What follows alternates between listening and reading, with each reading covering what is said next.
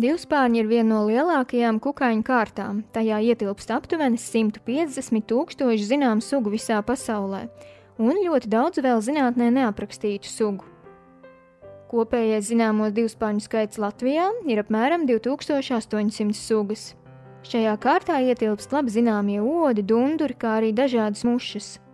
Divspārņus raksturo tas, ka tiem ir tikai viens spārnu pāris, jeb divi spārni lidošanai. Savukārt otrais spārnu pāris ir reducēts, un tos sauc par dūcekļiem. Tie palīdz noturēt līdzsvaru lidojuma laikā. Šī īpašā uzbūve padara viņus par ļoti veikliem lidoņiem. Divspārņi ir sastopami visdažādākajās vietās, no pļavām un mežiem līdz purviem un upēm. Divspārņus iedala divās apakškārtās – odveidīgie divspārņi un mušveidīgie divspārņi.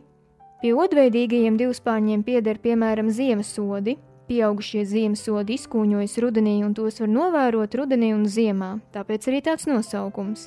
Pie šīs apakškārtas pieder arī dažādi garodi un garkājodi, kuri cilvēkiem nav bīstami. Protams, arī odi, kuru mātītes barojas ar zīdītāju un putnu asinīm, un daudz citu odveidīgi divspārņi. Pie mušveidīgajiem divspārņiem pieder visiem labi zināmie dunduri. Līdzīgi kā odiem, arī dunduriem asinis sūc tikai mātītes. Un, protams, pieder arī dažādas mušas, piemēram, mednieku mušas, laupītāju mušas, dzelkņu mušas, pūku mušas, gārkāju mušas un daudzas citas. Latvijā sugām visbagātākā mušveidīgo divspārņu dzimte ir ziedmušas. Pie mums sastopams mazliet vairāk nekā 300 sugu.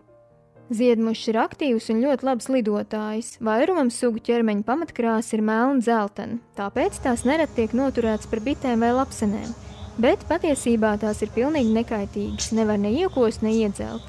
Par ziedmušām šo dzimtu sauc tādēļ, ka tās apmeklē dažādus ziedus, jo barojas gan ar nektāru, gan putekšņiem. Līdz ar to tās ir arī lielisks saputeksnētājs. Divspārņi ir ne tikai interesanti, bet arī svarīgi mūsu ekosistēmai. Saudzēsim tos!